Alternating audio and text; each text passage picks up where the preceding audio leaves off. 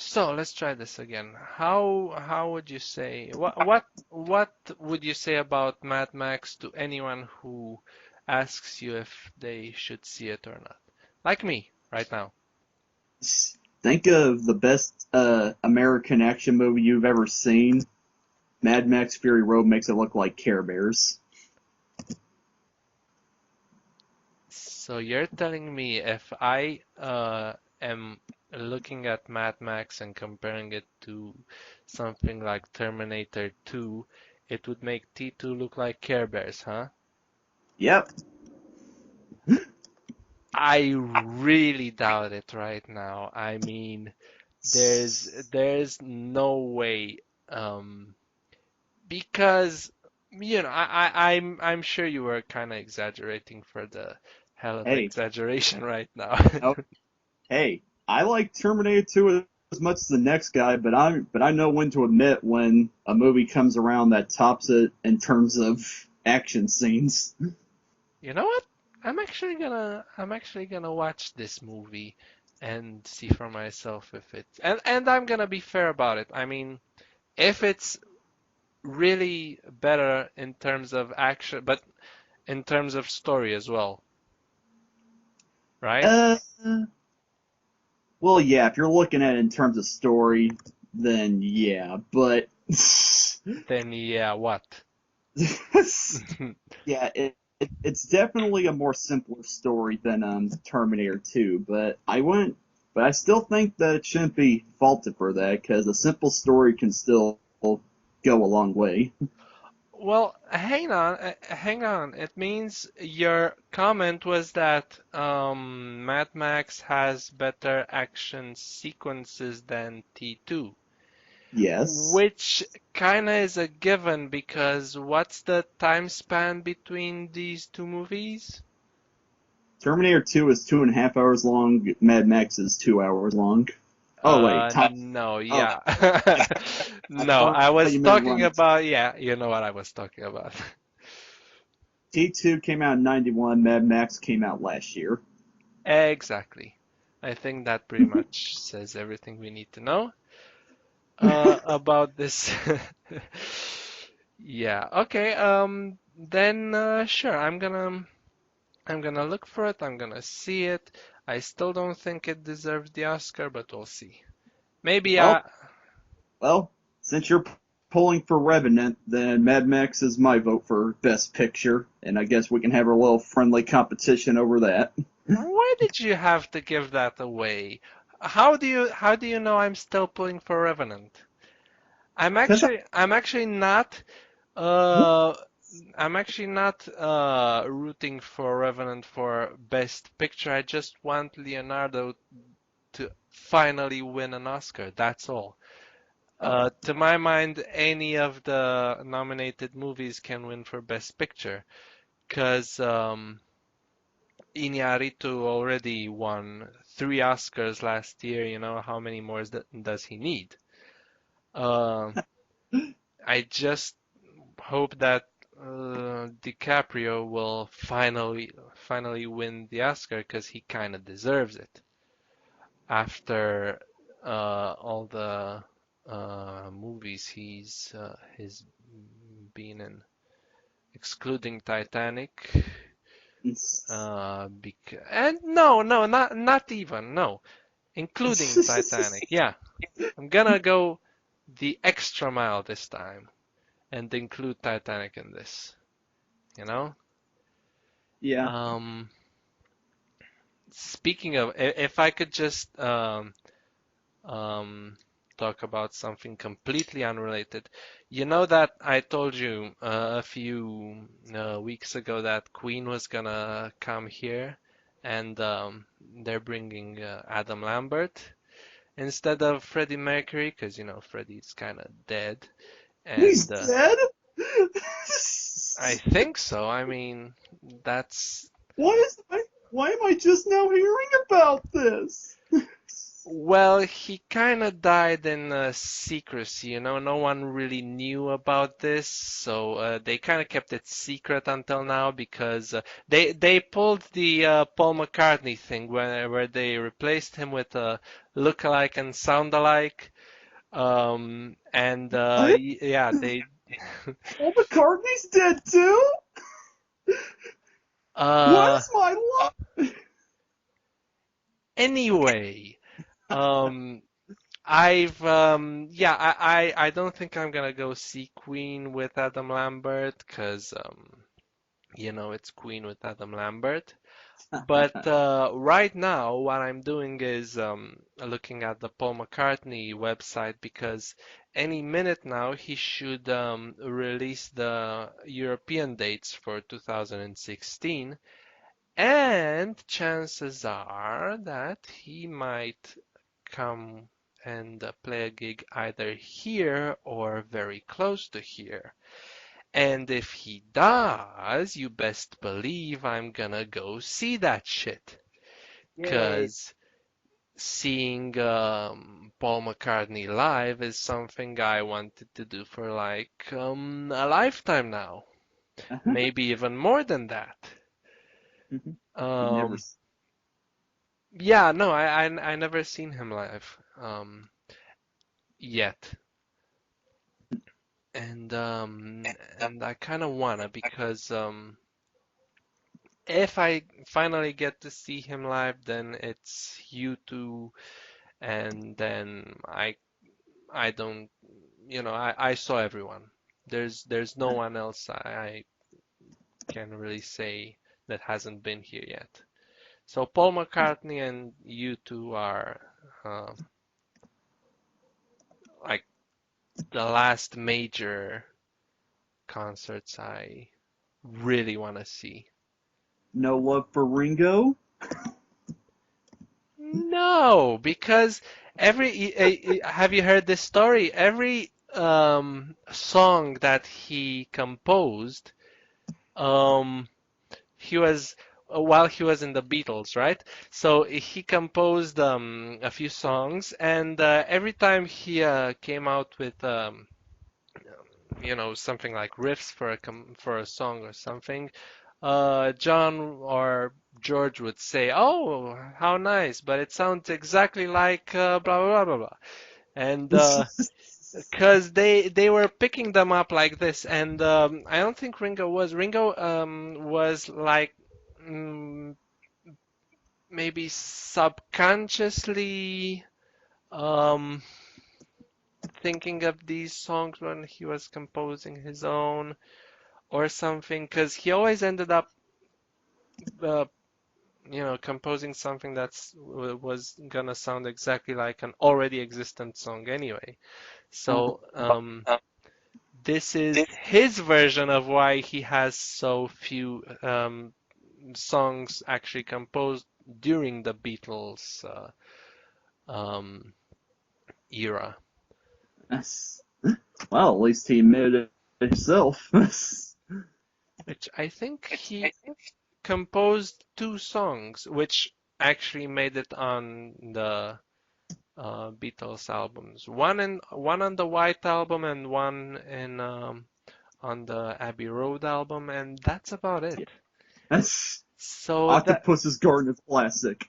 yeah, so that's kind of the reason that should answer your question as to why no love for Ringo.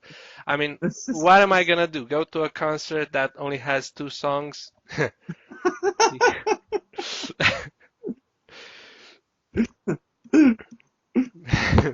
Yeah. No, in all honesty, he actually made a song that I really like. That's called I think it's called La Di Da, but I'm not sure. I'm gonna send it to you after our chat if you wanna check it out. Sure. Yeah, it's called La Di Da. Um, and it's kind of really happy-go-lucky, you know, and it's really fun song. But yeah, no love for Ringo, mainly because he doesn't come around these here parts. I don't think he ever came to play a concert anywhere near here. But Paul might, so and if Paul will come, then I will go to see him, hopefully. Yay. Oh man, it's like I told you this story, but people at home would like to hear this.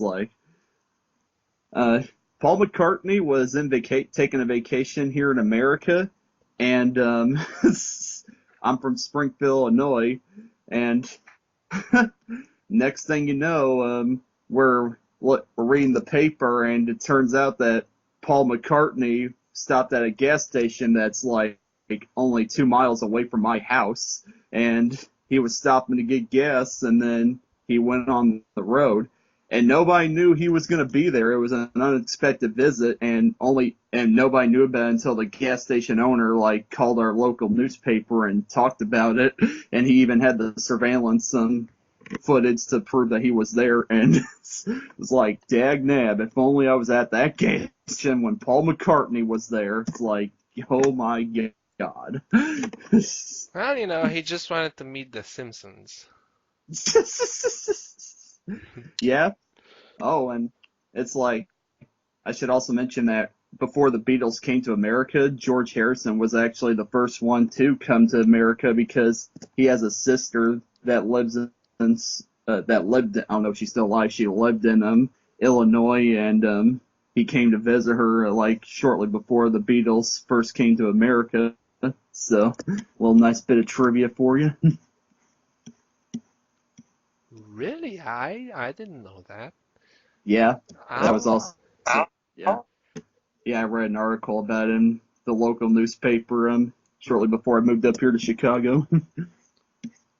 huh. I think they first came there when they had the Ed Sullivan appearance in '64 or what was it? And they are saying he came earlier. Yeah, All came to right. visit. Yeah, Then, well, it's obvious that no one would recognize him before the Ed Sullivan appearances right. because they kind of looked really normal, kind of ultra normal, if you will. Not Um, to mention the fact that before they came on Ed Sullivan, barely anybody in America knew who they were.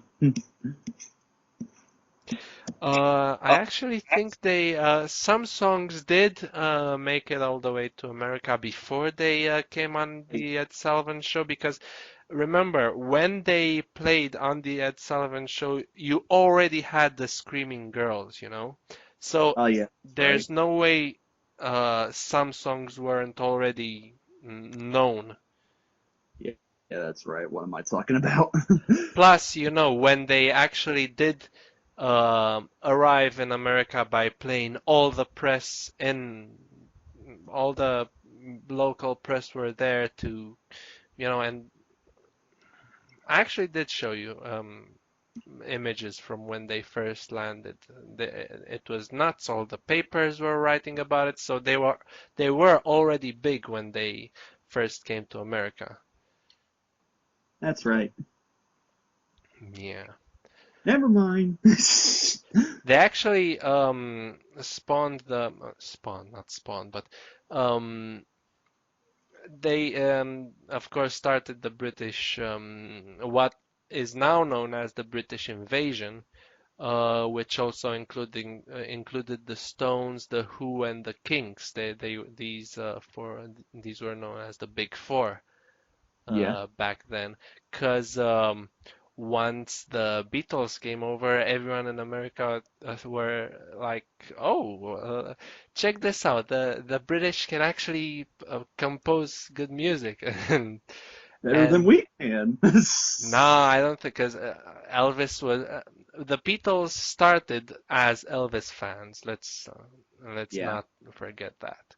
I yeah. mean, if there was no Elvis, there were probably either. I'm not gonna say there wouldn't have been any Beatles, but chances are they would have sounded differently. if there was Right. no Elvis. Maybe. I don't know. I'm not one to pretend like I know everything that was gonna happen if. So no, I don't think they. But anyway, this is the thing. That's what sparked the American interest in both British music and British culture, like movies and well, that's basically it because the British It's, don't really have food. I mean, it's, apple pie comes from England if you want to count that. It's, it does? yeah, All which right. which is why I laugh when people say, "As American as apple pie." It's like it comes from England. Yeah, but then again, America was made by people coming from different regions, so Yeah. So yeah, you could, which is why it's like I like to say American food is not really American because we're the great melting pot. So like everybody from all their different cultures bring their own traditions over that become American traditions. is that how you're seeing it? I see this thing as very American, actually. And I'll tell you why. Because the American, okay, this is just the way I see it. It might actually be very far from the truth, but it's just the way I see it, you know.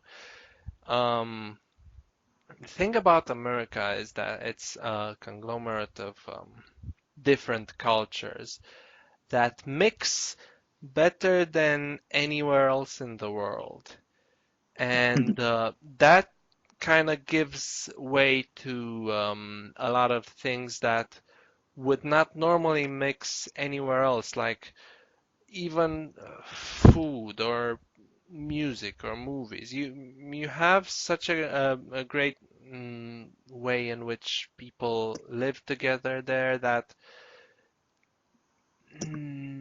kind of allows things to be made essentially by mixing different cultures. So I see this thing as very American in my opinion. Yeah. Um, what the hell did I just say? 'Cause I kind of lost myself halfway through. I have no idea where I was. But I think something intelligible came out of that. I'm not gonna say intelligent because I don't think it was, but You're at saying, least it was something understandable. right. You're basically saying that what is American is the fact that all these people from so many different cultures can come over and live together in semi peace and harmony. So that's very poetic. So, and that's the thing. From this living together, new stuff is created, Yeah. from mixing stuff, and Yeah. so this is why I would kind of see this as very American. But yeah, as I said, maybe who knows? I might be wrong. No, no, you're right. Thank you.